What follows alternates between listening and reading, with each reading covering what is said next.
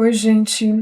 Hoje eu vou seguir com o assunto colonização e vou falar sobre a colonização francesa na América. Bom, há questões em comum com a colonização inglesa e algumas questões podem se repetir caso tenha assistido o vídeo da colonização inglesa, como a questão do Tratado de Tordesilhas e Guerra dos 100 Anos. Então, a gente se sabe, né, que quando a gente fala de colonização das Américas, as primeiras, né, a pioneira foi Portugal. Depois de Portugal a gente teve Espanha, né, foram as primeiras. E a gente tem o Tratado de Tordesilhas, com aval do Papa, que divide a conquista do mundo apenas para Portugal e Espanha. Obviamente, Inglaterra, França, Holanda não aceitam esse tratado, mas foi uma das questões que pode ter atrasado tanto Inglaterra quanto França e Holanda na sua expansão ultramarina. Mas não são essas questões as questões principais, porque Inglaterra e França estavam passando por exemplo, por questões internas. Tinham que se estabilizar antes de fazer essa expansão além mar, né? Então, enquanto Portugal e Espanha cruzavam já o Atlântico no final ali do século XV, a França estava ocupada fazendo outras coisas, né? 2 conflitos internos ela passou e que a mantiveram ali fora da corrida por mais de um século. Então a gente tem, por exemplo, um dos fatores de atraso para a França na sua colonização, a Guerra dos 100 Anos, de 1337 a 1453, que foi uma disputa ali dinástica entre a casa de Valois e a casa de Plantagenet pelo trono francês. E aí a gente vai entender que é uma disputa entre Inglaterra e França. A França venceu a guerra, expulsou os ingleses, mas o custo foi muito alto, né? Porque numa guerra, por mais que se ganhe a guerra, costuma-se ficar muito devastado mesmo assim, né?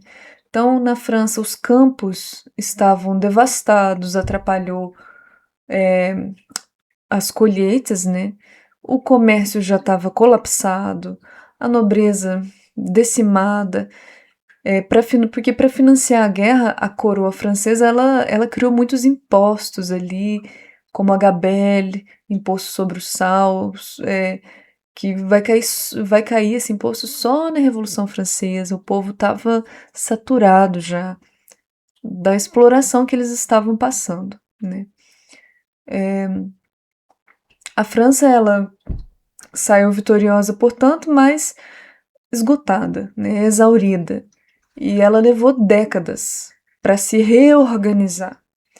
E aí, mal ela está conseguindo ali se reerguer, vem outra guerra, né?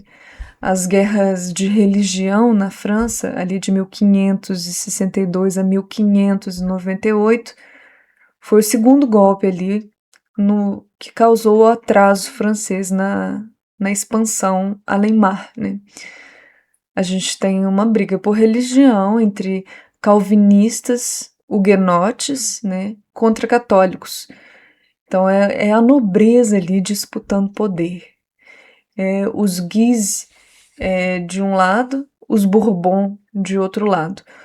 A gente tem como destaque nessas guerras de religião o massacre da noite de São Bartolomeu em 1572, que matou milhares de huguenotes em Paris e no interior, né? Então, a amenização do conflito ela só veio ali com o Edito de Nantes, em 1598, que concedeu ali uma tolerância limitada aos protestantes, mas não se fez esse édito por bondade, mas para abrandar um pouco a guerra civil, né?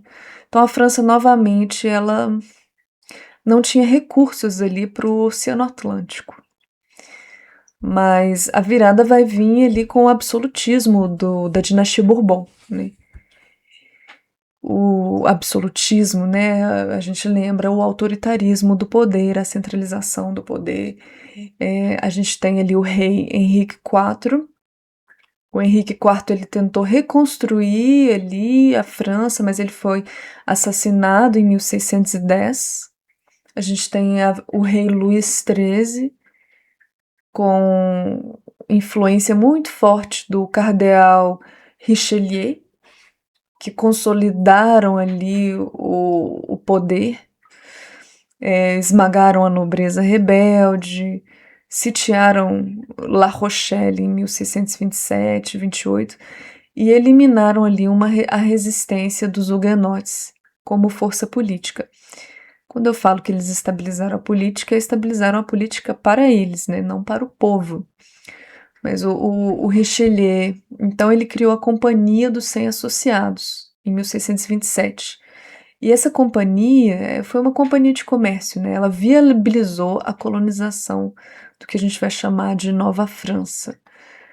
E aí a gente tem a figura do rei Luís XIV. Luís XIV, ele vai levar o poder absolutista ao extremo, né? Ele é conhecido como o Rei Sol, né?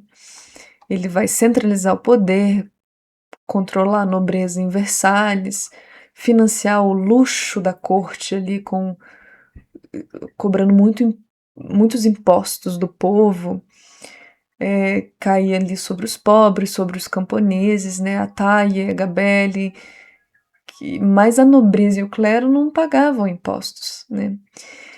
E aí, em 1693, 94, a França vai passar por um período de grande fome, centenas de milhares de franceses vão morrer, enquanto Versalhes ali vivia no luxo, né? Então isso vai aumentando cada vez mais a revolta do povo, né? Aí a gente tem também, isso é só para contextualizar a época, né? A gente tem o Tratado de Tordesilhas, que dividia o mundo para a Espanha e Portugal conquistarem, que é um tratado de 1494. A França, Inglaterra e Holanda não reconheceram o tratado. A gente tem até o Francisco I, o rei Francisco I, na França, ele até ironizou, né? Ele falou: gostaria de ver a cláusula do testamento de Adão que me exclui da partilha. É uma ironia, né? Com referência bíblica. Então a França não tinha colônias, recorreu então à pirataria, né? Ao corso. Uma pirataria. O corso era uma pirataria autorizada por cartas da coroa. Ou seja, os corsários piratas ali atacavam navios espanhóis, portugueses e dividiam os lucros com a coroa, né?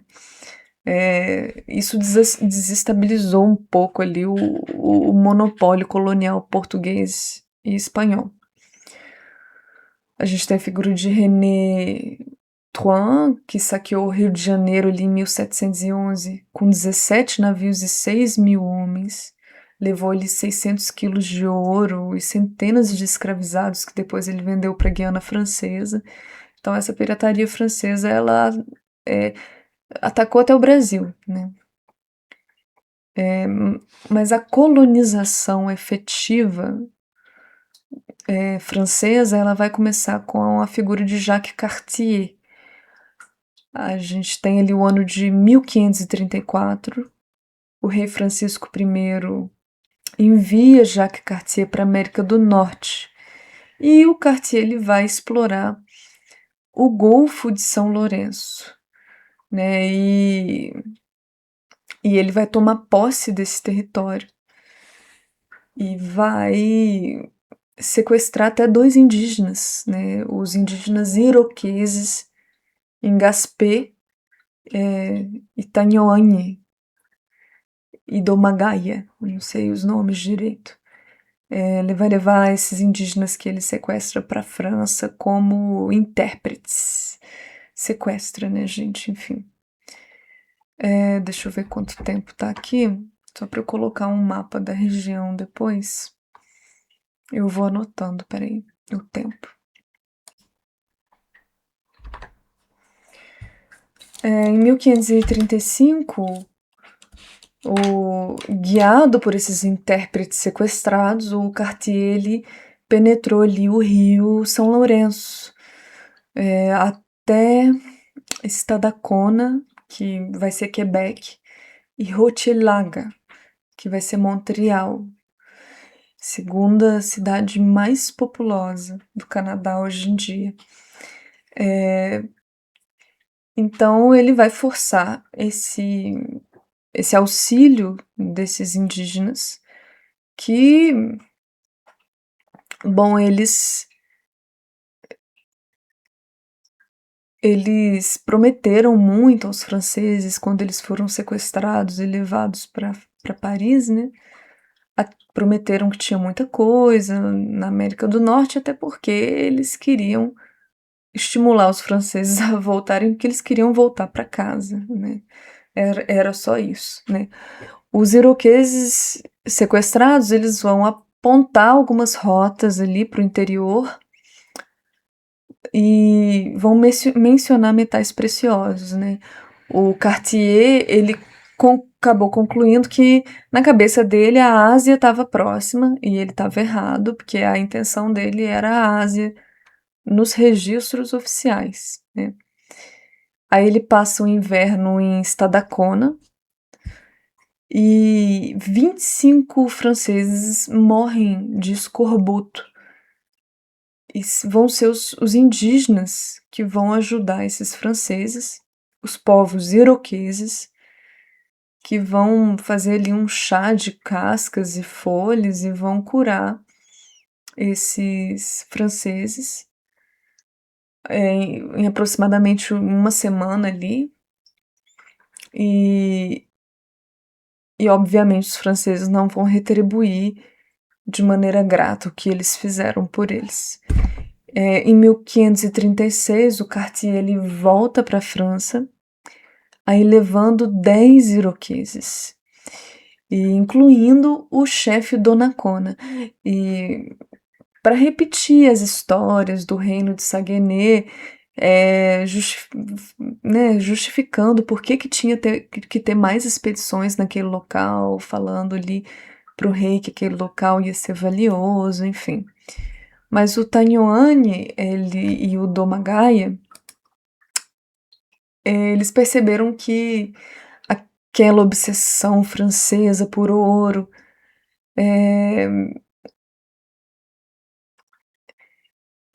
era algo que eles podiam usar a favor deles, os indígenas.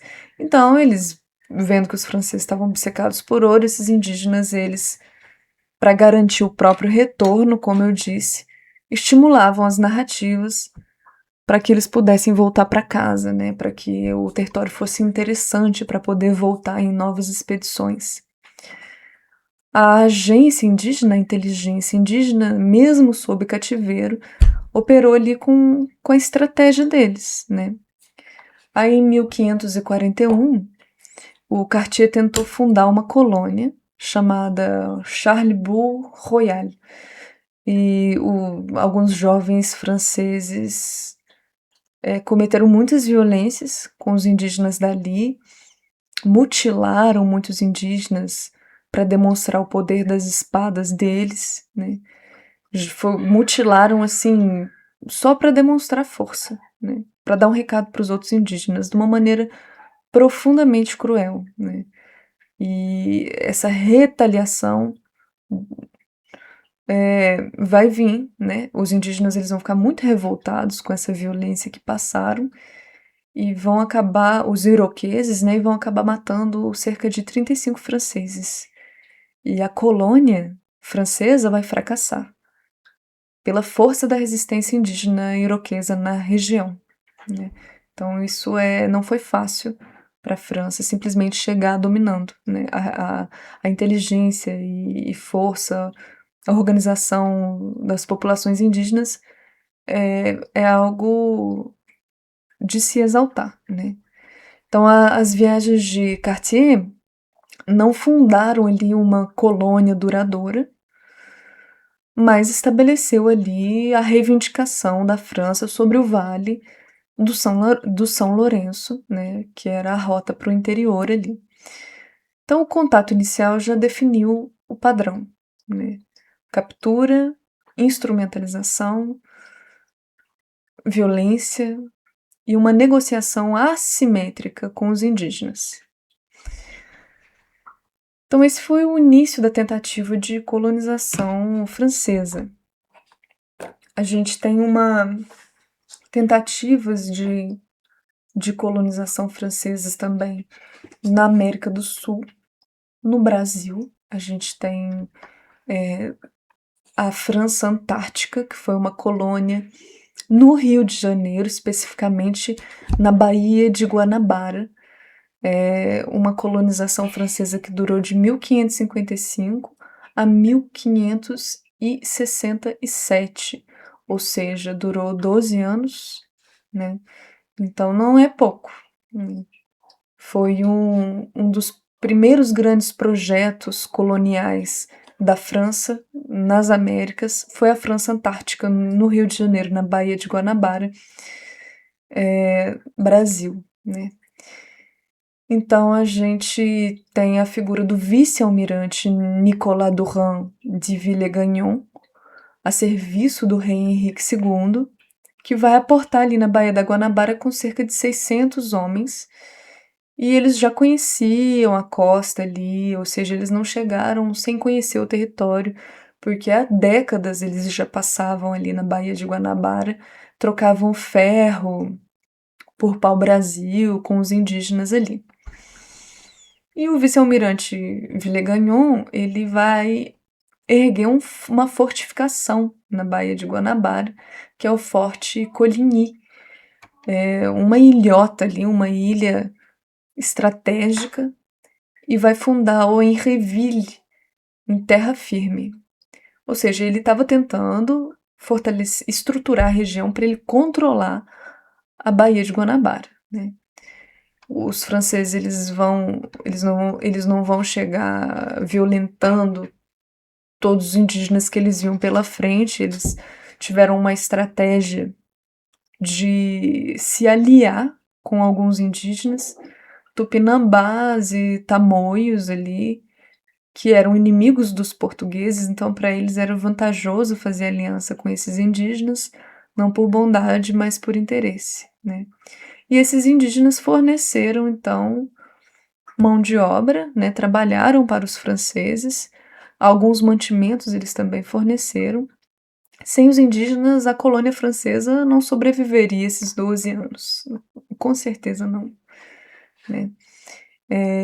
E a França Antártica, ela foi também um experimento religioso, né? Porque na França os huguenotes eles eram perseguidos pela sua religião calvinista, e o almirante Coligny, que apoiou a expedição, ele converteu-se ao calvinismo e viu na colônia do Rio de Janeiro um refúgio para essa perseguição que eles sofriam na França.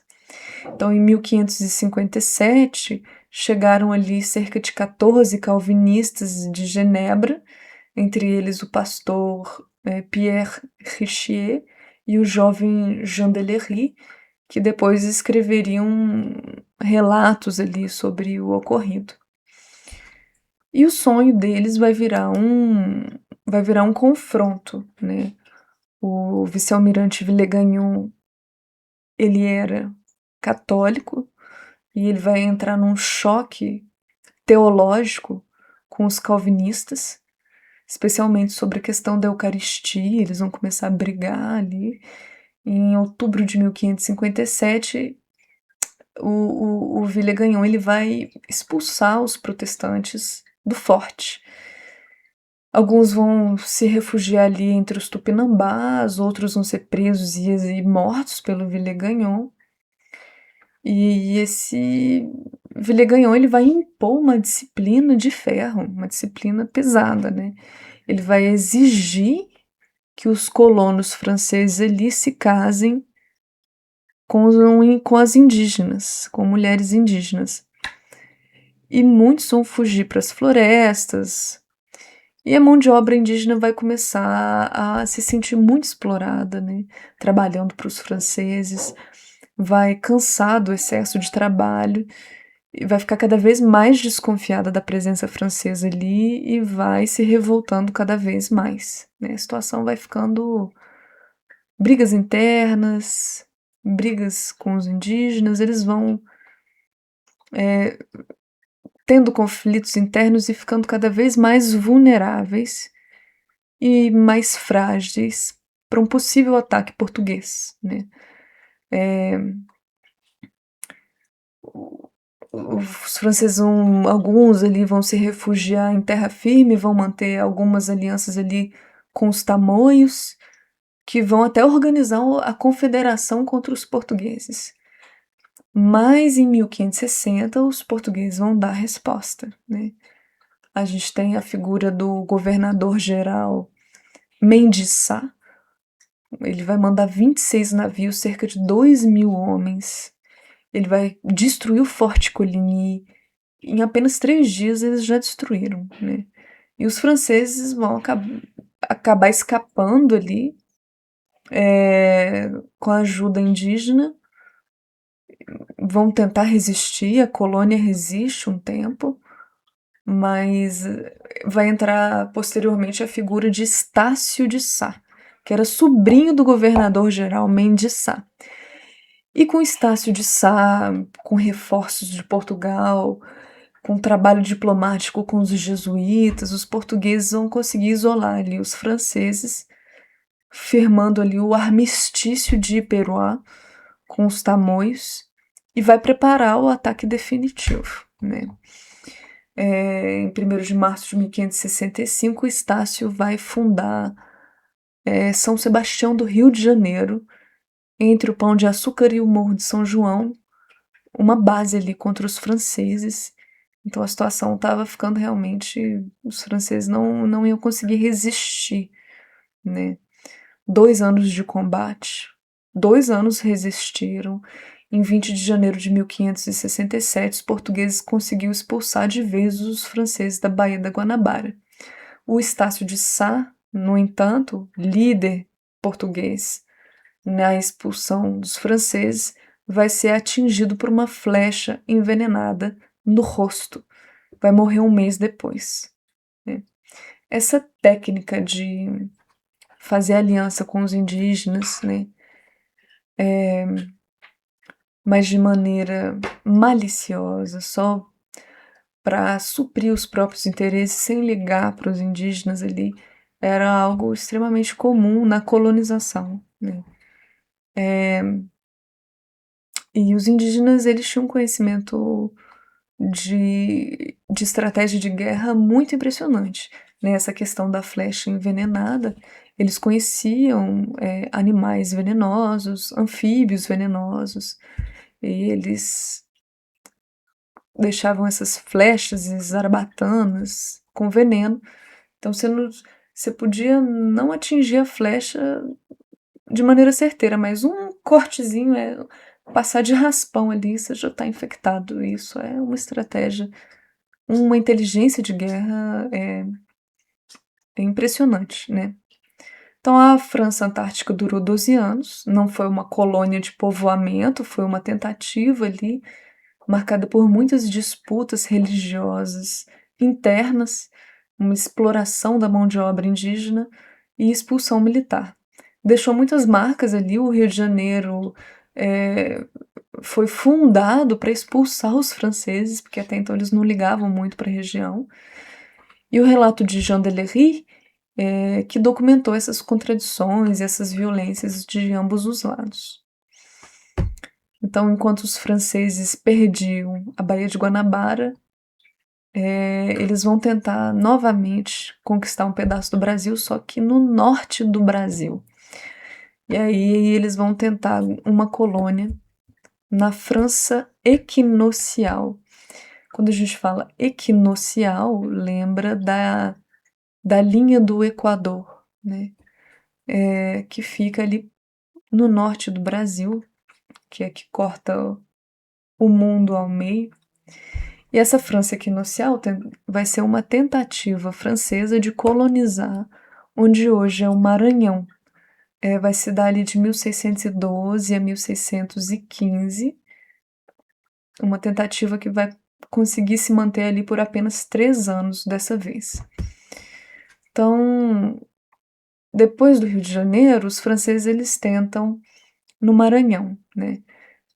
Com 3 navios apenas, cerca de 500 franceses ali, liderados por Daniel de Latouche e François de Razilly, né? Eles vão fundar uma fortificação, um forte, batizado de Saint-Louis, atual São Luís do Maranhão, nome da cidade até hoje. Única capital brasileira fundada por franceses, né? E os franceses eles vão fazer a técnica também de se aliar aos indígenas. A aliança ali vai se dar com os tupinambás, que já conheciam os europeus, né, já faziam comércio com eles. Os indígenas eles vão fornecer também mão de obra, ou seja, vão trabalhar para os franceses, vão ajudar os franceses a erguer essa fortificação, vão dar alimentos, vão dar conhecimento do território. Estima-se ali que entre 10 a 12 mil indígenas viveram na ilha naquele período. É bastante, né? Então, em 1613, Razilly e um padre chamado Padre Claude d'Abbeville, eles voltaram para a França levando 6 embaixadores tupinambás para serem exibidos para a corte, né? Foram batizados, vestidos com roupas europeias, um absurdo, né? Para provar como eles eram dóceis. É um tratamento violento, né? 3 ali vão morrer pouco tempo depois, vítimas do clima europeu que eles não estavam acostumados e de doenças ali. E os outros 3 vão ser devolvidos para o Brasil. Levados à força, né? Os franceses eles usaram os tupinambás como aliados só para atacar os povos inimigos ali, como os camarapins, em expedições armadas. Tudo fazia parte, era uma manipulação para facilitar a dominação, né? E os portugueses, eles estavam na época da União Ibérica, onde o rei da Espanha também era rei de Portugal. E eles não toleraram a França na região colonizando a região do Maranhão. Em 1614, Jerônimo de Albuquerque, com cerca de 900 homens ali, portugueses e indígenas aliados também, derrotaram os franceses na Batalha de Guaxinduba. E em 1615 a colônia acabou, né? Foi desmantelada.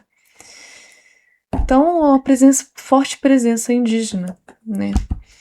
É indígena se aliando com francês contra portugueses, indígenas se aliando com português contra franceses, porque os indígenas do lado dos franceses são inimigos dos indígenas do lado dos portugueses. Questões muito complexas, ou seja, os europeus eles ganhavam muito com as rixas internas ali dos povos indígenas. Em resistências indígenas, alianças vão ser muito fortes ali para dificultar o domínio colonial. Então, a expulsão dos franceses no Maranhão não foi uma questão isolada, né? Portugal construiu fortalezas ali ao longo da praia, do litoral, para conter um pouco essas invasões. Então, fortificações vão começar a ser construídas nas praias para evitar essas invasões de outras nações. Então, quando a gente vai para o Nordeste ou a gente vai para qualquer praia no Brasil e a gente vê um forte, né, canhões antigos ali perto da praia, é dessa época e é por conta dessas questões, né? A gente tem, por exemplo, o Forte dos Reis Magos em Natal, que foi construído em 1598, a Fortaleza de Nossa Senhora da Assunção, no Ceará, construída ali pelos holandeses em 1649 e retomada depois pelos portugueses. Então, em torno dessas fortificações, por exemplo, cresceu a cidade de Fortaleza, por isso o nome Fortaleza, por conta desse forte. Então, essa França equinocial no Maranhão durou 3 anos, deixou a cidade de São Luís e eles deixaram, né, a cidade de São Luís, todo o seu aparato militar, e os portugueses, então, mantiveram ali a região. A colonização ela foi uma disputa sangrenta, né, entre europeus e os indígenas no meio pagando o preço mais alto, né. Então, para entender por que que por que que havia essa resistência, né, de maneira tão latente, é, é bom a gente também conhecer como era a cultura desses povos. Eu tinha falado dos povos iroqueses da América do Norte e eu queria voltar a falar um pouco sobre eles, porque a França então ela vai tentar novamente tentar dominar a América do Norte, parte da América do Norte, vai voltar seus olhos para lá.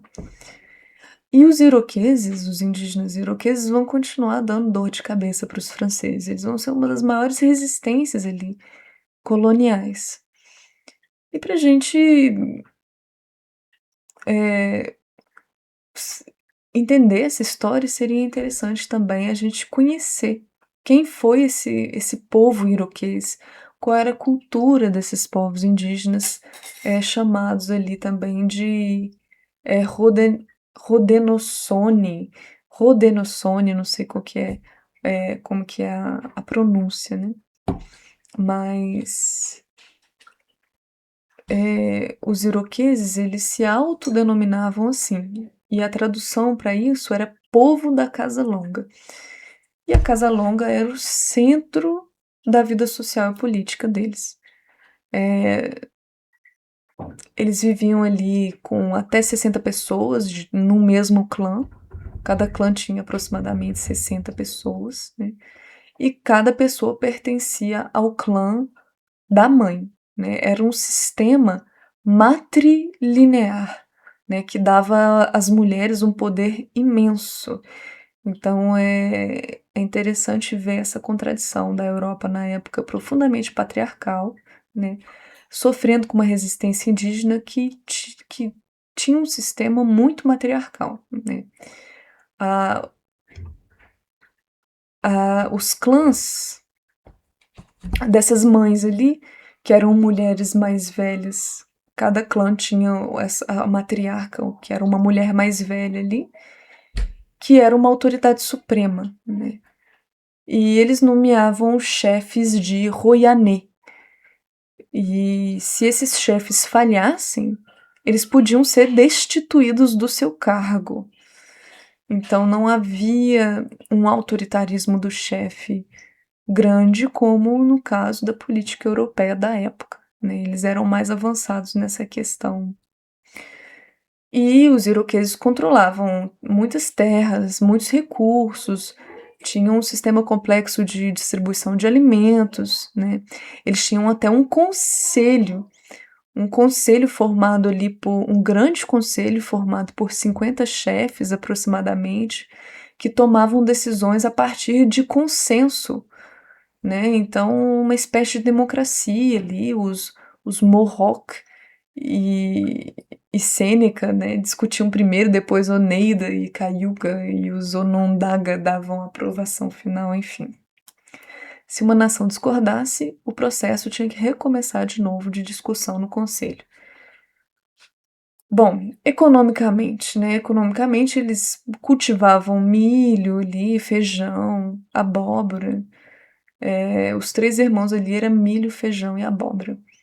Combinados ali com caça, com pesca, né? Era uma sociedade autossuficiente.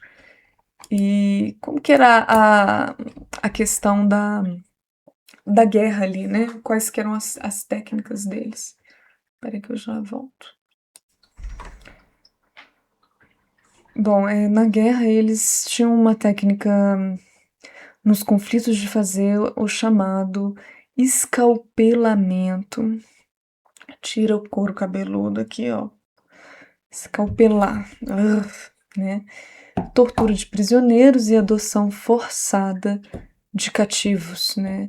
Era para demonstrar força, né? Aterrorizar, absorver os sobreviventes ali, era a lógica de poder deles, essa violência calculada, né? Então, assim, época de guerra, né? Nada que a Europa também não fizesse de pesado quando ela entrava em guerra com alguma outra nação, né?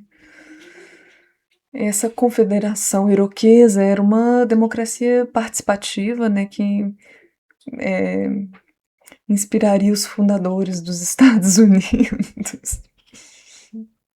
Enfim, o Benjamin Franklin observa ele que grande americano, estadunidense ali pela independência dos Estados Unidos, ele observou ali a aliança dos iroqueses e ele teve contato, né?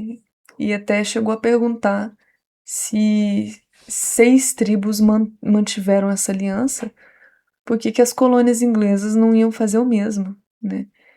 E por ironia,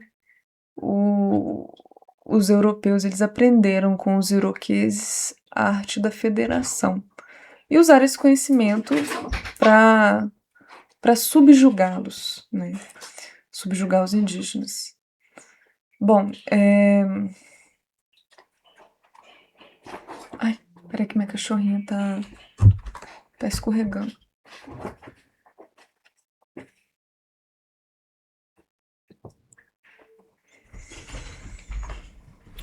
Bom, a França também vai com a Companhia dos 100 Associados, uma companhia de comércio, né?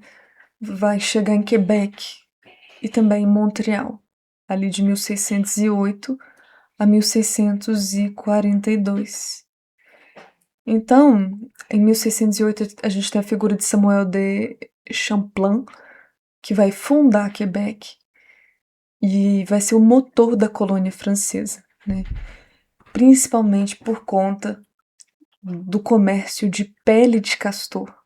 Pele de castor era moda na Europa, chapéus ali de feltro, tinha uma demanda insaciável por peles, né? Os franceses trocavam ali com os indígenas facas, panelas, armas, álcool por peles, né?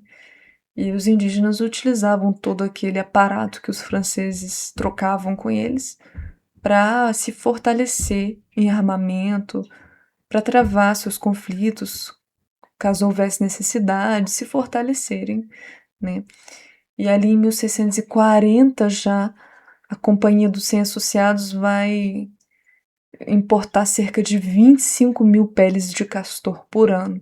É um massacre animal muito forte. E os indígenas, eles caçavam até o esgotamento. Os indígenas hurões eram os principais fornecedores ali de pele de castor. Eles passaram a viver com muita insegurança alimentar, uma insegurança alimentar crônica desse povo, que dedicava... Peraí. Toda hora abrindo a porta aqui. Então, os hurões, eles caçavam ao ponto de fornecer muito material aos europeus e não ter para eles, né? Dedicar muito tempo a um trabalho e não conseguir fazer o trabalho que era importante para eles, ou seja, cuidar da terra, das plantações. E aí isso vai acabar gerando uma insegurança alimentar crônica, né? Por conta dessa exploração comercial francesa. Dedicavam tempo demais à caça e tempo de menos à produção de milho, de feijão. Ali em 1638, a produção de milho vai cair drasticamente e os franceses sabiam disso e continuavam a exigir mais peles. Eles não estavam nem aí para a insegurança alimentar crônica dos povos indígenas, dos indígenas hurões, né? E o Champlain, que vai fundar Quebec depois, o francês, né? Ele escolheu Quebec por uma posição estratégica que a cidade tinha no mapa, né? Enfim. Construiu a Habitation, e o primeiro inverno que eles passaram ali vai ser brutal para os franceses, né? Porque eles vão passar fome, eles vão sofrer de escorbuto, e isso vai dizimar a colônia francesa. Dos 32 franceses que passaram o inverno ali, apenas 8 vão sobreviver. E quem salvou os franceses, novamente, foram os indígenas, que ensinaram os franceses a caçar, ensinaram os franceses a se vestir com peles, ensinaram eles a se locomoverem na neve, com raquetes ali para preparar o pemmican, né, que é uma espécie de carne seca e gordura que sustentava os viajantes no inverno. E eles vão agradecer os indígenas pela ajuda, novamente vão continuar a exploração, né?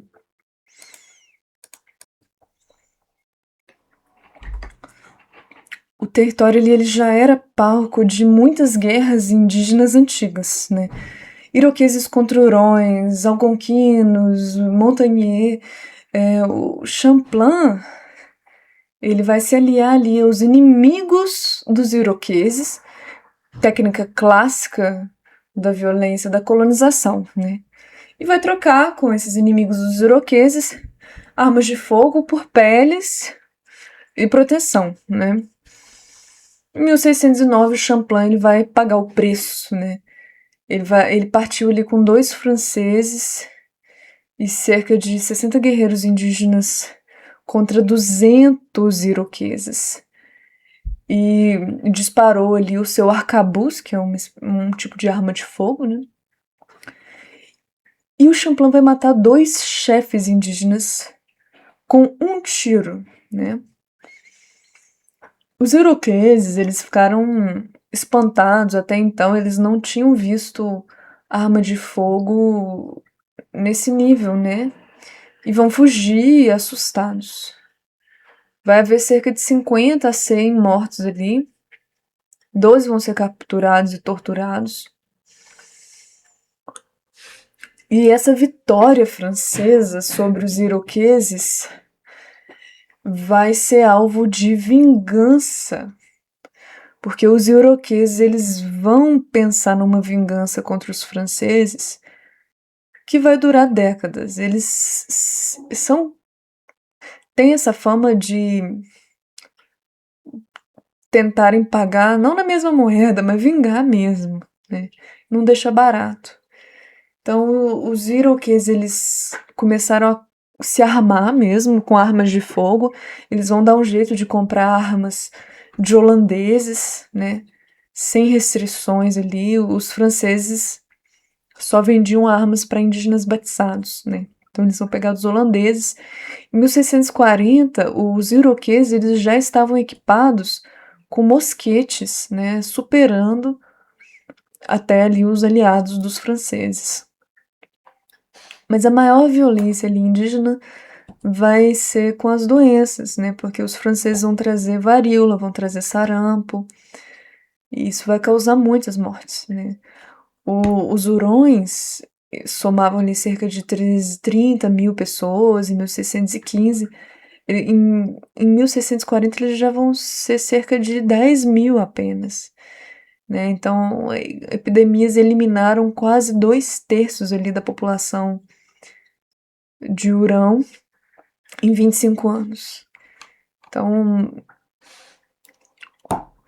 uma violência muito grande, né? Bom, para abastecer o comércio, vão surgir os coureurs de bois, né? Os franceses ali que viviam entre os indígenas. Muitos franceses vão se casar com mulheres nativas, vão gerar os chamados métis. E em 1645 tem esse registro de um relatório francês que admitia que a pressão sobre os hurões para produzir peles estava arruinando a agricultura deles. Então tem um documento falando sobre isso, né? Então a gente sabe que Quebec ele não nasceu exatamente do extermínio generalizado dos povos indígenas, mas de uma sistemática exploração daqueles povos, né? É uma forma diferente de colonização, não que não houvessem muitas mortes e assassinatos cruéis. Então os indígenas eles salvaram os franceses de doença, do inverno, né, de fome. Naquele primeiro inverno sofrido dos franceses e foram recompensados com o quê? Né, dependência econômica, manipulação francesa, epidemias, guerras.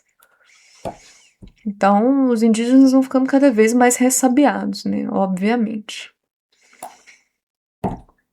No ano de 1627, o cardeal Richelieu ele vai criar, como eu disse, a Companhia dos Cem Associados, né? Vai trazer o monopólio ali das peles na Nova França, que vai ser entregue a um grupo ali de investidores, né? O monopólio vai se dar em troca de colonização e evangelização forçada. Então a gente vai ter também a presença ali nessa colonização dos jesuítas, né? Os jesuítas eles já atuavam ali na região desde 1625, foram incorporados ao projeto de colonização. A gente tem as chamadas reduções, né? Que são os aldeamentos missionários. Eles arrancavam os povos indígenas dos seus territórios de maneira forçada, submetiam esses indígenas a uma disciplina rígida, né, para serem evangelizados. Tem registro de castigos corporais, de humilhação pública, de proibição das práticas tradicionais dos indígenas que eram consideradas demoníacas e pecaminosas, né? Tudo que era sagrado para eles, eles estavam proibidos agora de exercer. Então, com esse monopólio, o comércio francês vai se intensificar cada vez mais ali, conforme a dominação vai se enraizando, né? E com esse comércio, as guerras entre os povos, né? Os iroqueses, equipados ali com armas dos holandeses, eles vão atacar os hurões, né? Para controlar as rotas de comércio. Então, os franceses eles vão estimular as brigas internas entre os povos indígenas para fragilizá-los e facilitar a dominação. Isso é uma técnica que existe até hoje, né? No neoimperialismo, né? Em 1649, eles vão destruir a Confederação Huron, né? Muitas aldeias vão ser queimadas, né? Populações vão ser simplesmente dizimadas. Os missionários jesuítas como Jean de Brebeuf e Gabriel Lalemant vão ser capturados pelos indígenas e torturados até a morte, vão ser escalpelados para tirar o couro cabeludo deles, vão tacar água fervente sobre a cabeça deles, vão esfolar eles vivos, corações arrancados e comidos, enfim. Você vê a raiva que eles estavam de todo o sofrimento que eles estavam passando, descontando ali nesses missionários jesuítas. Então a companhia, ela não cumpriu suas promessas, né? Em 1645, vai entregar o monopólio à comunidade dos habitantes, em 1663 vai ser dissolvida. Então, os franceses eles não vão ter muito sucesso, não, na colonização. Em 25 anos, a Nova França ela tinha apenas 3.000 colonos franceses, né? E a resistência indígena era forte. Então, não foi fácil, não, para a França colonizar. Né? A gente tem um histórico bonito de força de resistência dos indígenas na colonização francesa. Né? Em 1642, um grupo ali de católicos fervorosos, liderados pelo Paul Chomedy de Maisonneuve, fundou Ville-Marie, né, onde hoje é Montreal, segunda cidade mais populosa do Canadá. Então, Montreal foi fundado por católicos. Né?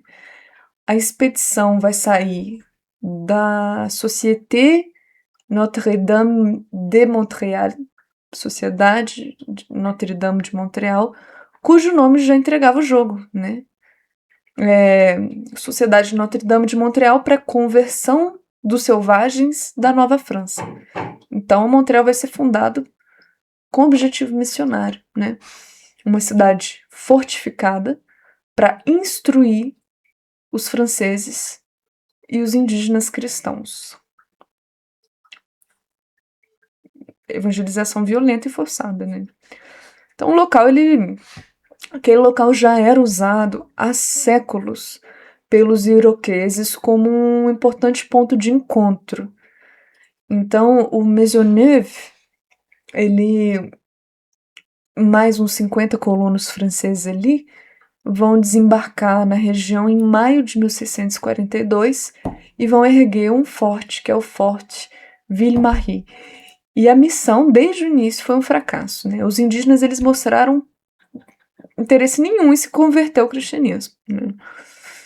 Então, mais resistência indígena dos iroqueses. Os iroqueses eles não aceitaram a presença francesa de maneira alguma, jamais foram passivos, né? Em 1643, o forte de Ville-Marie já tinha sido alvo de muitos ataques dos indígenas. Em 1644, um grupo de 30 colonos franceses, metade da população masculina ali do forte, sai para enfrentar os iroqueses e caiu numa emboscada dos iroqueses. Foram salvos ali pelo Maisonneuve, que matou um chefe iroquês com a pistola, né? Então, forte resistência iroquesa. Em 1649, a situação vai ser tão crítica para os franceses que o Maisonneuve voltou para a França para buscar reforços.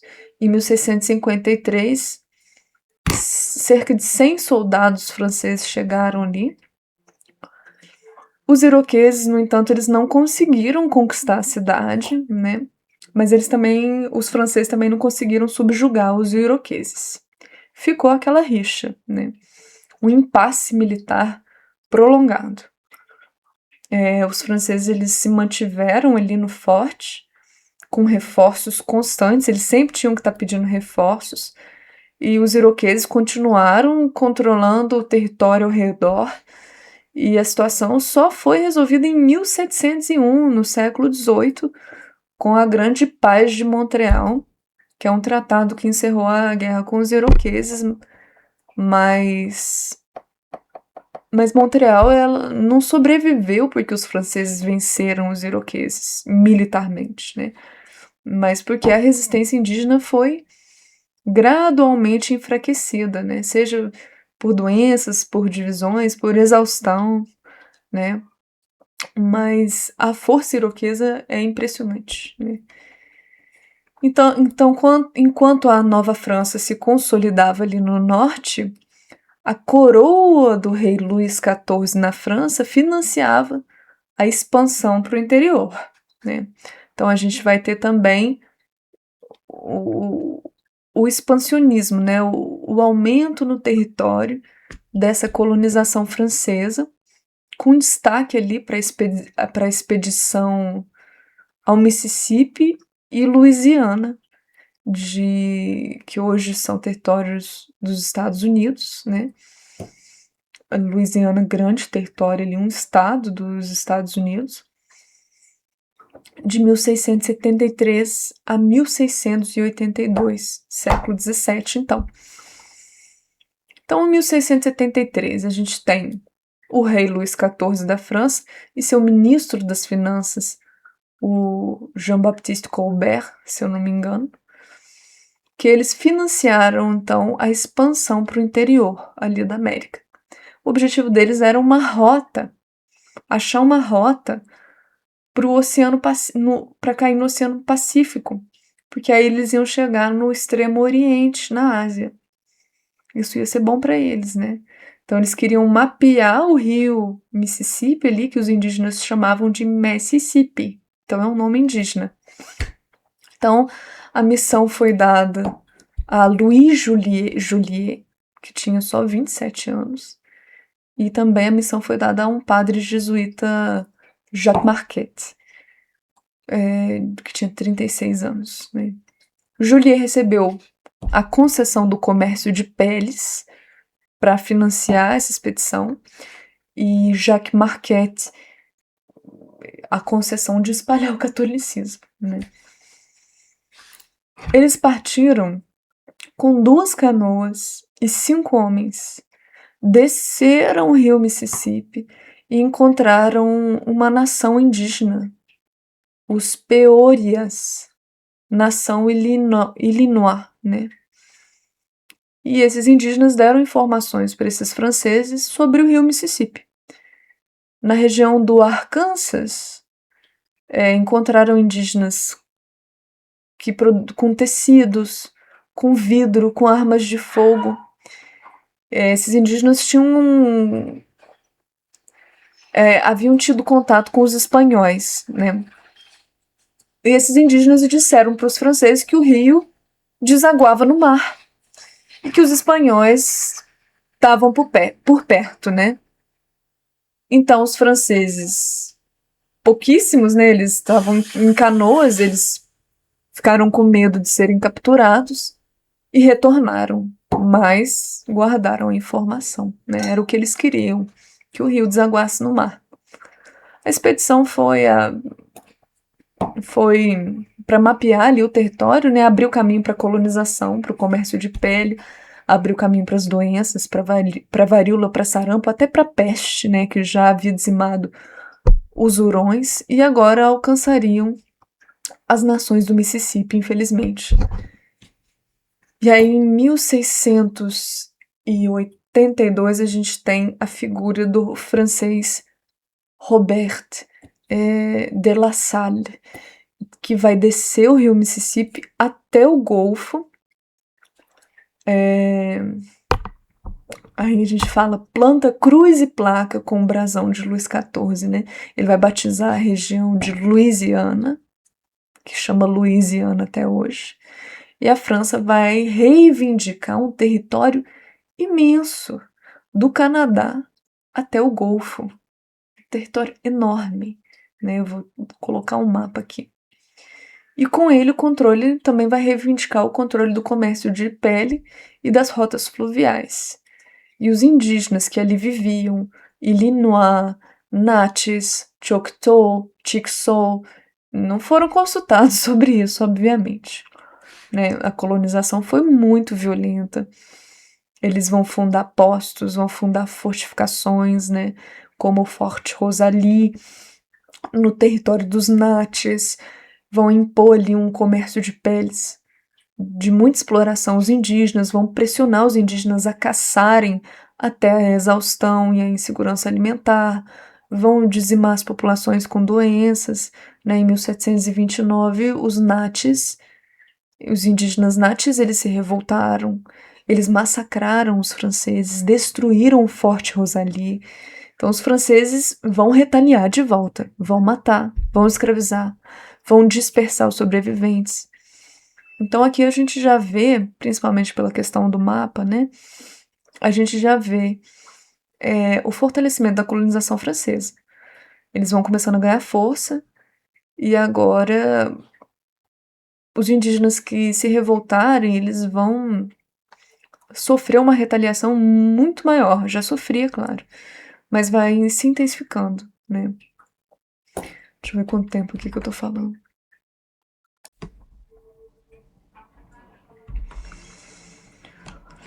E a Louisiana, né? A Louisiana francesa, ela vai durar pouco mais de um século. Em 1763, a França havia passado pela chamada Guerra dos 7 Anos, né? E a Guerra dos 7 Anos vai ser um desastre para a França, porque ela vai perder para a Inglaterra muitos territórios, né? Mas é um assunto à parte, porque a Guerra dos 7 Anos é uma guerra muito complexa, que vai envolver conflitos em muitas regiões, tá? E não cabe aqui falar sobre. Mas após a Guerra dos 7 Anos, em 1763, a França vai ceder o território de Louisiana para a Espanha. Em 1800, o Napoleão Bonaparte ele vai pressionar a Espanha a devolver o território de Louisiana. 3 anos depois, em 1803, o Napoleão vai vender a Louisiana para os Estados Unidos, que já tinham conquistado sua independência da Inglaterra. E o Napoleão vai vender a Louisiana para os Estados Unidos por 15 milhões de dólares, que vai dar cerca de 3 centavos por acre. Um território de mais de 2 milhões de quilômetros quadrados. Então, né, por um preço muito barato, digamos assim. Isso porque o Napoleão precisava de grana para financiar as próprias guerras dele que estavam acontecendo na Europa, né? E os Estados Unidos vão dobrar de tamanho, né, por conta disso. Não só por conta disso, mas enfim, foi um motivo bom. Os indígenas que viviam ali em Louisiana, nunca consultados sobre nada, né? Eles, os reais donos da terra, não receberam um centavo, né?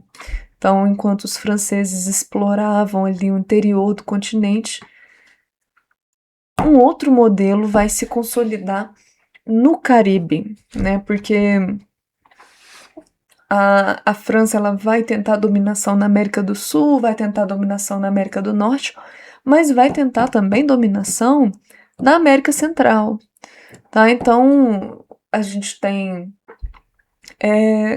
as pequenas Antilhas ali na América Central. Então, o Canadá ele foi aberto por aventureiros e missionários, né? Foi sob o rei Luís XIV que a colonização virou política de Estado, né? E o ministro Jean-Baptiste Colbert, com a sua doutrina mercantilista, o colbertismo, ele vai intervir na economia francesa para fortalecer a nação, para acumular riqueza e financiar a grandeza do rei. Ou seja, o que eu quis dizer aqui?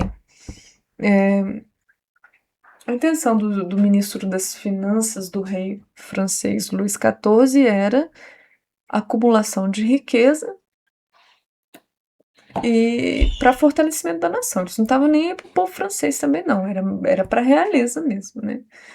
Então, há uma doutrina mercantilista para explorar suas colônias ao máximo. Que se a colônia ficar exaurida depois, eles não se importam, né? Então, eles vão usar do protecionismo, né, que é uma característica do monopólio econômico, do mercantilismo, ou seja, vocês, minhas colônias, vocês só fazem comércio comigo. Se vocês forem fazer comércio com outros, eu vou ter que ser mediador. Nada vai acontecer aqui sem a minha permissão, né? Subsídios estatais, controle de qualidade, fiscalização, né? Fundamentalmente, esse mercantilismo é para criar um império colonial que fornece matérias-primas baratas para eles consumirem seus produtos franceses, né? O Canadá ele Então vai deixar de ser um posto avançado para se tornar uma província, explorada por suas peles, subordinada à coroa. Mas, como eu disse, não só na América do Norte vai haver isso, mas também na América Central a colonização francesa vai se fazer presente. Então, o ministro das Finanças, o Jean-Baptiste Colbert, ele também deu impulso à colonização das Pequenas Antilhas, né?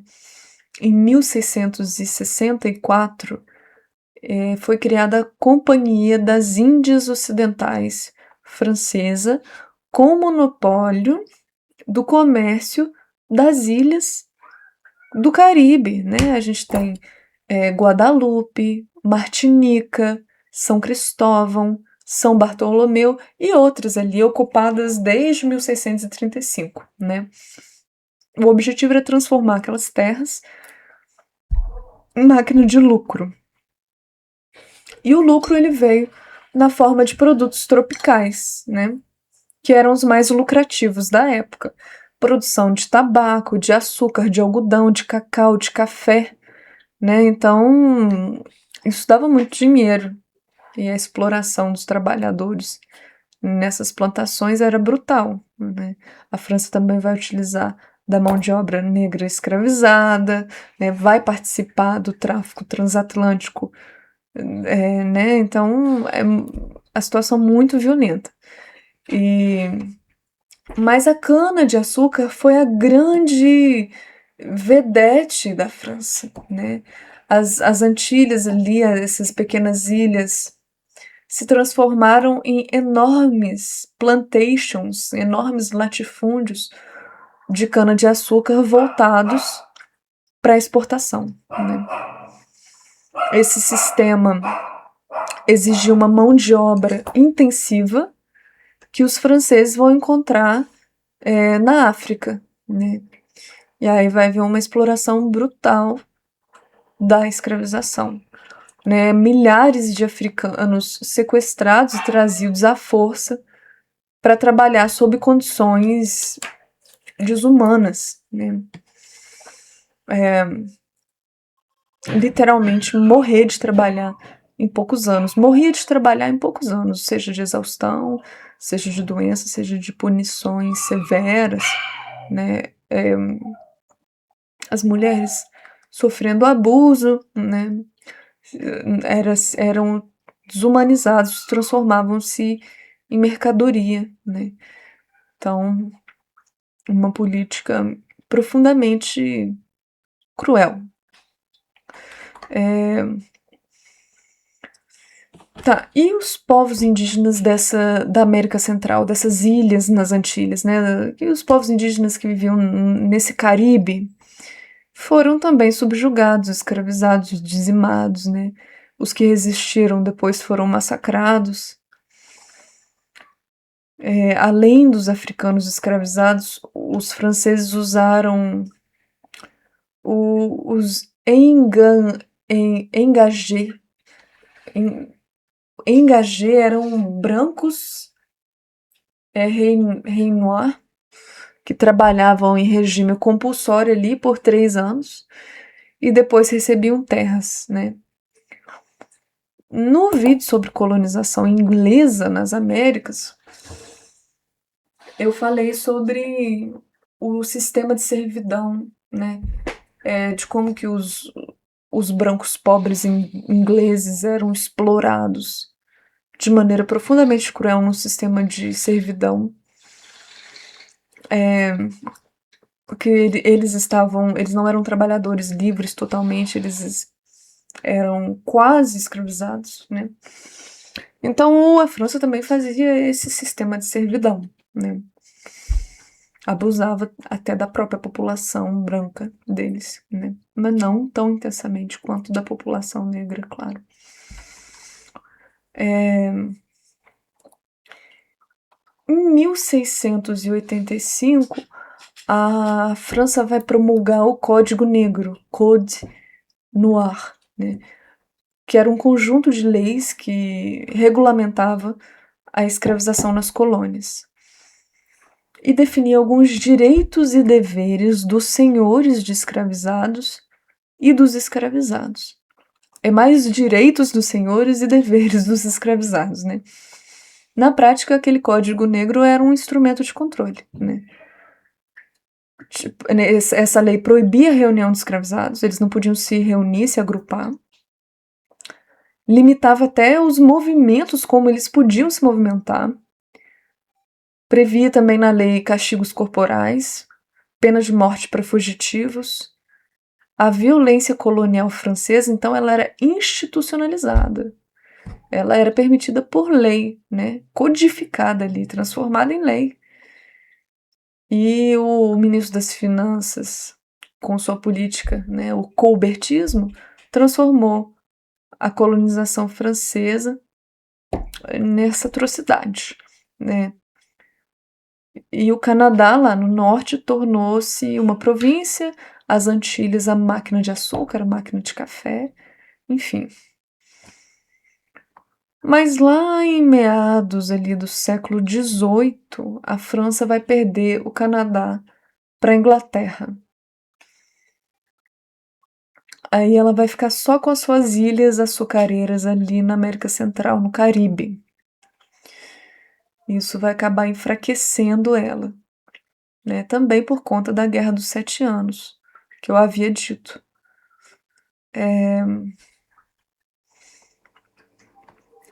O Império Francês na América, ele parecia imenso, né? Do Canadá até a Louisiana. Mas com a Guerra dos 7 Anos, de 1756 até 1763, essa guerra decidiu quem dominaria a América do Norte. E a França perdeu, né? Então, França e Inglaterra disputavam ali o controle do comércio, dos territórios, e na América os ingleses queriam avançar, né? Porque os ingleses dominavam as 13 colônias ali na costa, no nordeste dos Estados Unidos, e eles queriam ir para a parte oeste, né? Parte essa dominada muito pelos franceses. E os ingleses queriam avançar pelo Vale do Ohio, pelos Grandes Lagos e regiões que os franceses consideravam suas. E os franceses tinham alianças ainda com os indígenas para conter o avanço dos ingleses. Então, o que começou como escaramuça ali em 1754, liderado por George Washington, vai virar uma guerra global, né? Enfim, mas a Guerra dos 7 Anos é assunto para um outro vídeo.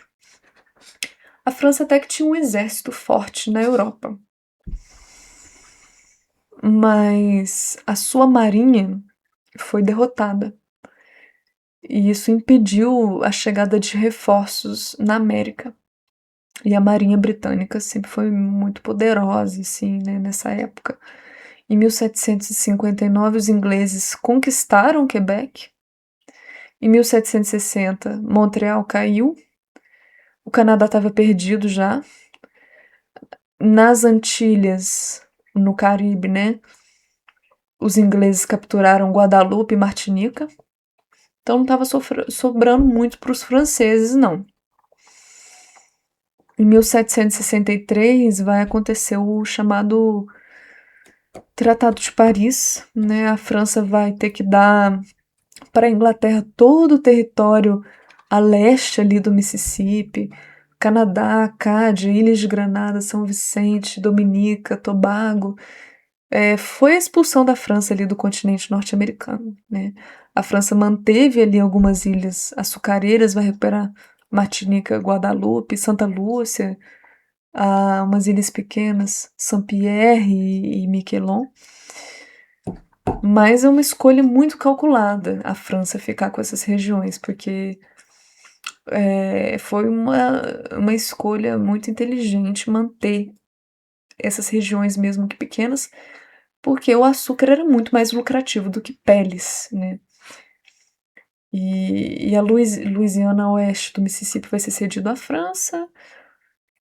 Bom, a Guerra dos 7 Anos foi o ponto de virada, né? A França ela perdeu o seu império na América do Norte, restaram as Antilhas e a Guiana Francesa, não falei dela ainda, né, na América do Sul. onde a escravização vai continuar por décadas ali na Guiana Francesa. Bom, sem a ameaça francesa, os colonos ingleses eles não precisavam mais da proteção militar britânica assim com tamanha intensidade. Então, ou seja, colonos ingleses e muitos ali não nasceram na Inglaterra, eles eram netos, bisnetos de ingleses que vieram morar ali na América e eles se consideravam dali. E aí, sem a ameaça da França, eles achavam que eles não precisavam tanto da proteção da metrópole mais da Inglaterra. Começaram a questionar os impostos que a Inglaterra cobrava deles ali na América para pagar a guerra dela. Em 1776, ano da independência dos Estados Unidos, as 13 colônias vão declarar independência, se tornando os Estados Unidos. E a França, então, vai perder o Canadá.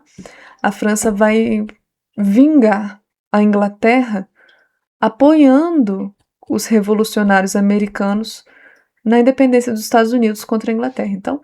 Então a vingança da França vai ser ajudar esses americanos, esses americanos, né, a declarar a independência dos Estados Unidos contra o domínio inglês. Bom,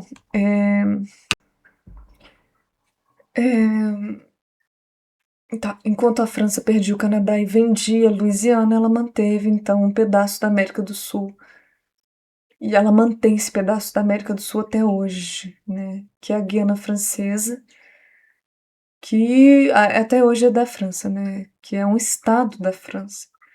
A gente chama de estado ultramarino, né? Que é o único território continental das Américas que ainda pertence a um país europeu, né? Faz parte da França, usa o euro, vota para presidente francês, enfim. Mas, enfim, não quer dizer que são tratados da mesma maneira, né? Os franceses chegaram ali no início do século XVI, fundaram Cayena em 1643, na Guiana Francesa, né? E a economia era plantação de cana-de-açúcar. A mão de obra era africana escravizada, tratada de maneira brutal, né? A escravização ali foi abolida só em 1794, mas foi reconduzida por Napoleão em 1802 e só foi abolida definitivamente em 1848, né? No fim ali do século XIX, a Guiana vai virar uma colônia penal, chamada ali de Ilha do Diabo, onde Alfred Dreyfus foi preso, né? Por isso Ilha do Diabo. Bom, a personalidade não vem ao caso. O que vem ao caso mesmo aqui, de 1852 a 1953, cerca de 56 mil prisioneiros franceses foram enviados para trabalhos forçados ali na Guiana Francesa e menos de 10% sobreviveram a esses trabalhos forçados. Então imagina como que era a vida de exploração ali na Guiana Francesa, né? Acabou a escravização, a população negra continuou sofrendo, né? Não só marginalização, e para suprir a mão de obra também. Enfim, foi para suprir uma crise de mão de obra, como eu havia falado. Mas não só por isso, enfim. Em 1946, ali na metade do século XX já, a Guiana Francesa vai virar um departamento ultramarino. Ali na prática, a exploração continuava, né? A economia era muito dependente da metrópole. Eles importavam o dobro do que exportavam, então um déficit na balança orçamentária enorme, né? Então, um prejuízo econômico gigantesco. O desemprego liberava 30% da população. Uma em cada 4 famílias ali estava abaixo da linha da pobreza. Uma situação decadente ali da Guiana Francesa. E o grande motor econômico vai ser um centro espacial de Kourou, Kourou, que vai ser instalado só em 1965. Ele vai contribuir ali com 25% do PIB da Guiana, mas a riqueza não vai ficar na região, né? Os técnicos vinham da França continental e os salários dos locais ali eram inferiores, né, de quem era dali. A Guiana Francesa vai ter também a presença de mineração de ouro, não só legal, mas também de maneira ilegal, porque o garimpo ilegal é feito ali principalmente por brasileiros também. Vai destruir a floresta, vai contaminar rios, né, com mercúrio, vai gerar muitos conflitos ali com a Guiana Francesa. E o movimento de descolonização da Guiana vai denunciar que os guianenses eles não tinham direito de usar seus próprios recursos naturais sem autorização do governo francês. Então eles reivindicavam mais autonomia, né? Porque a Guiana é na prática a última colônia ali das Américas, né? Faz parte da França no papel, mas é tratada como um território a ser explorado. Fornece ouro, fornece espaço estratégico para foguetes, é uma mão de obra barata, né? Mas não recebe investimentos, infraestrutura ou direitos igualitários para realmente mudar de maneira significativa e digna a vida da população ali. No Caribe, porém, a violência colonial francesa vai atingir o seu ápice ali, vai gerar a maior revolução de escravizados da história, que é a questão do Haiti, né? A Revolução do Haiti vai ser a maior revolta de escravizados de todos os tempos na história. Eu vou comentar aqui, mas eu quero fazer um vídeo separado sobre, então eu vou só comentar. Haiti é antigo São Domingos, né? Saint-Domingue. Sofria forte violência a população negra ali, né? A maior parte da população ali era negra. E São Domingos, futuro Haiti, era a colônia mais lucrativa da França, né? Enquanto os franceses perdiam o Canadá, a Louisiana, eles mantinham ali uma joia no Caribe, que era São Domingos, Haiti, que é a parte oeste ali da ilha de Hispaniola.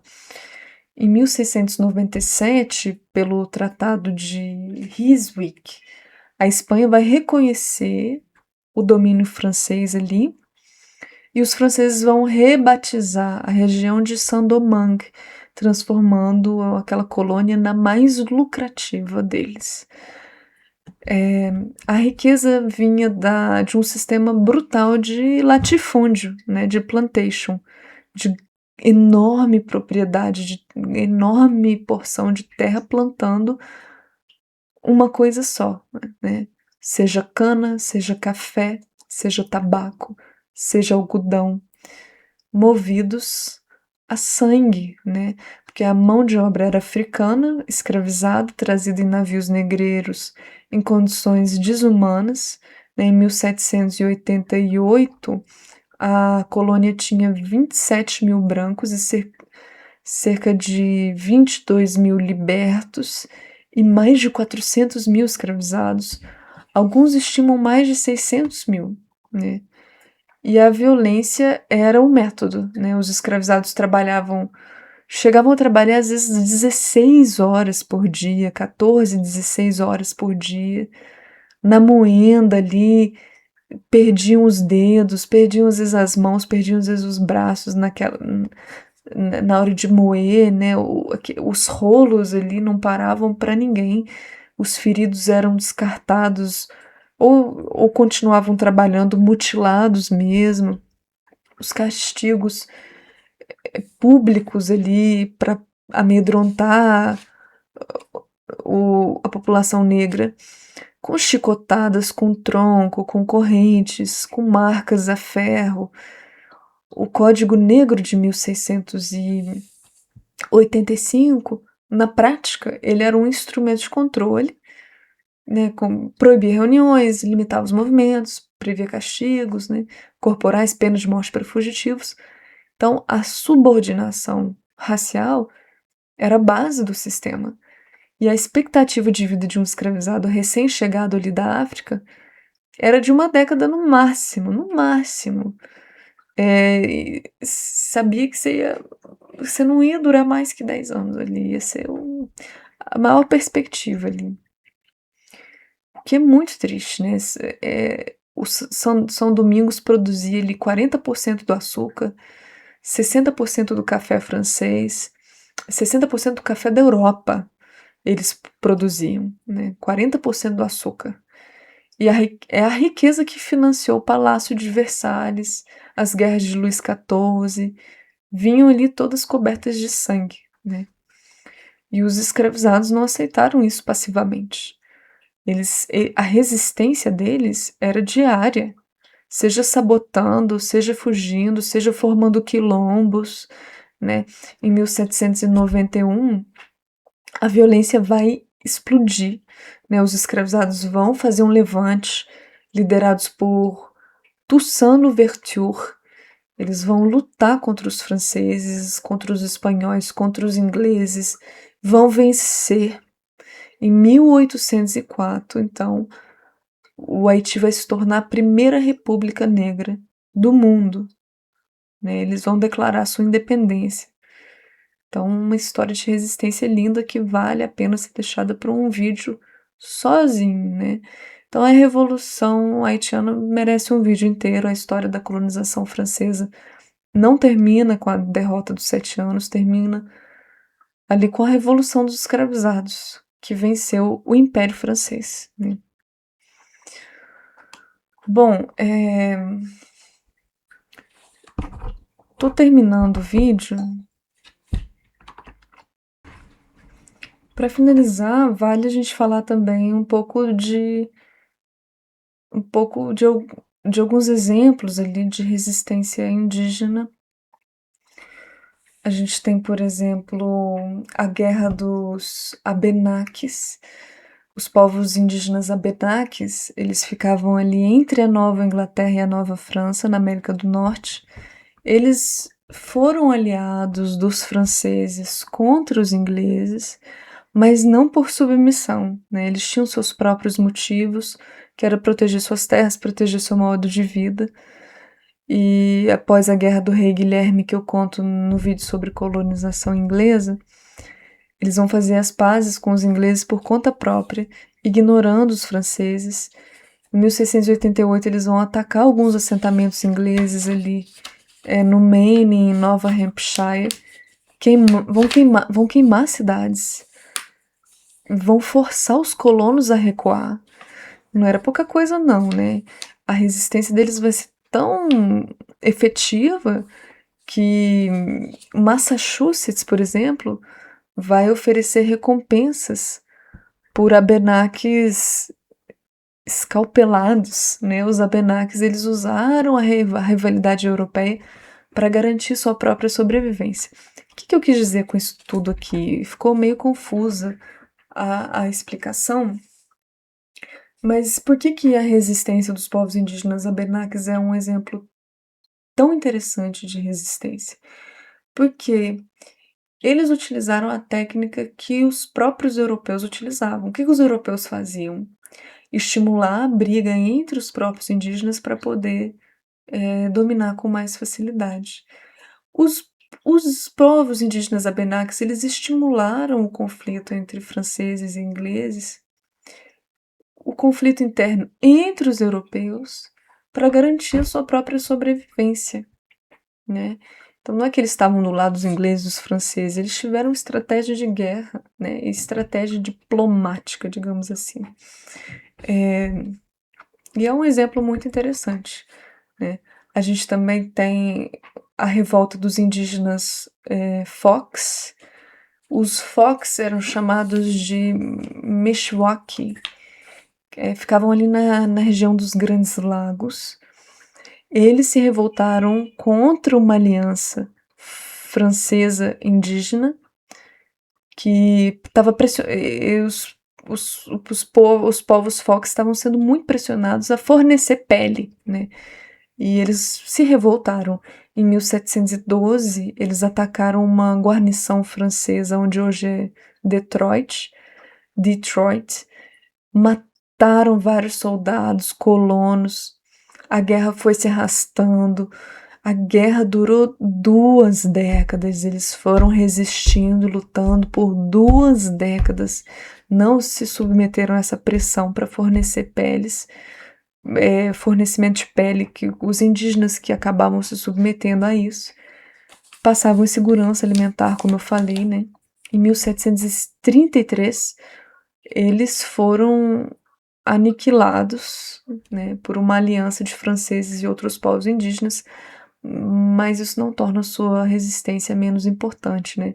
Pagaram um preço muito alto, mas mostraram para os franceses que eles não podiam impor sua vontade assim, sem sofrer guerras longas e sangrentas, né?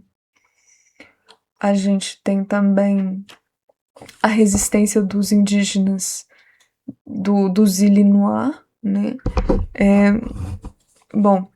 Os Illinois, eles eram aliados dos franceses no Vale do Mississippi e foram pressionados também a caçar peles, forçados a servir como guias ali, também como batedores contra os iroqueses. Mas a aliança que os indígenas Illinois fizeram com os franceses não foi boa para eles. Porque a partir do momento que eles fizeram aliança com os franceses, eles viraram alvo dos indígenas iroqueses, que eram muito porreta, né? E aí os iroqueses acabaram dizimando a sua população de vingança, né? Em 1722, eles se rebelaram contra o domínio francês e foram derrotados, mas isso mostra também a crueldade dos franceses, piorando os conflitos entre os povos indígenas ali, né? A gente tem em 1729 a revolta dos indígenas Natchez, ali na Louisiana, liderados pelo chefe Grande Sol.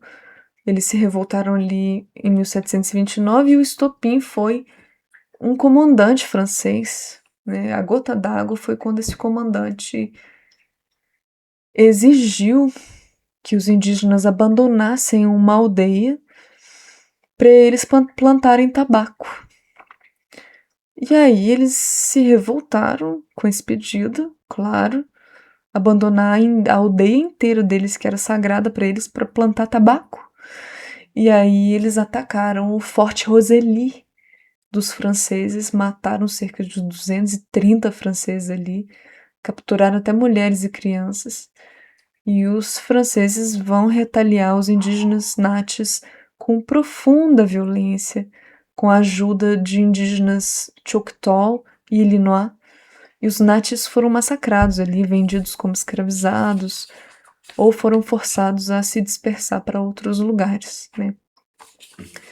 Mas, além das guerras, então, a resistência também era diária desses povos. Esses indígenas sabotavam postos comerciais, recusavam a fornecer peles, fugiam de aldeamentos missionários, mantinham a sua cultura, as suas línguas, os seus rituais, apesar da pressão dos jesuítas. No Quebec, os indígenas que se recusavam a fazer parte os indígenas que se recusavam a se submeter aos colonos eram classificados como indomáveis. E essa classificação, quem tinha a classificação de ser indomável, já era justificável para os franceses violentar eles, porque Só você ter o título de ser um indígena indomável já justificava a violência, mas você nem precisava ter esse título para eles acharem que podiam violentar, né? Era um absurdo. É colonização, né? Bom, é isso. Então, a colonização francesa na América durou mais de 3 séculos, né? Começou com atraso, né? A França estava ocupada com guerras na Europa, enquanto Portugal e Espanha já montavam impérios ali. Quando finalmente a França se lançou no Atlântico, com uma combinação de pirataria, comércio de peles, tentativa frustrada de colonização ali, tentou na França Antártica, no Rio de Janeiro, tentou na França aqui no céu, no Maranhão, tentou em Quebec, tentou em Montreal, ali onde hoje é o Canadá, né? O motor foi a busca pelo lucro, né? Peles no Canadá, açúcar no Caribe, ouro na Guiana. O custo foi pago pelos outros, né? Indígenas dizimados por doenças, guerras, exploração, africanos escravizados e mortos nas plantações, população mestiça marginalizada. Claro que a palavra mestiça é uma palavra pejorativa, era a nomenclatura que se usava na época. Os franceses, eles manipularam rivalidades indígenas, como a gente viu, criou dependência econômica com os indígenas, né? Impuseram sua fé com violência, os indígenas resistiram, né? Iroqueses, Hurões, Abenaquis, Fox, Ilinois, Natchez, cada um à sua maneira, né? Perderam muitas vezes, mas não foi por falta de luta, muitas vezes venceram, né? No Caribe, né, na América Central, a violência colonial atingiu o seu ápice ali. São Domingos, onde hoje é o Haiti, foi a colônia mais lucrativa ali do mundo na época, a mais brutal, né? A expectativa de vida de um escravizado recém-chegado da África era de poucos anos. O açúcar que enriquecia a França era produzido com sangue, né? Em 1804, os escravizados de São Domingos venceram e transformaram São Domingos em Haiti, né, primeira república negra do mundo. A França perdeu sua colônia mais lucrativa e, com ela, o centro de gravidade do seu império americano. Bom, a França perdeu o Canadá em 1763, vendeu a Louisiana em 1803, restou a Guiana Francesa, ainda hoje um território explorado, dependente, onde a colonização não acabou, apenas mudou de nome, né? Então é isso, o modelo de poder que viabilizou a colonização francesa, esse modelo de poder foi o mesmo que esmagou o próprio povo francês, né? E foi exportado para as colônias. A França perdeu quase tudo na América, né? Mas a violência que ela causou deixou marcas profundas que são sentidas até hoje, né? Nos locais que ela passou, aí com problemas sociais, né? Enfim, marcas feridas ainda que não se cicatrizaram até hoje, seja na Guiana Francesa, seja no Haiti, nas memórias dos povos que sobreviveram, né? Oficialmente a colonização acabou, mas na prática a exploração continua, né? Com outros nomes, com outras ferramentas, mas com a mesma lógica de sempre, extrair riquezas de quem não tem poder para impedir de maneira total, né? É isso. Eu acho que esse vídeo ficou bem confuso, a linha temporal bagunçada, vai no assunto, volta no assunto, muda de assunto, volta para outro assunto. Mas espero que tenha sido útil.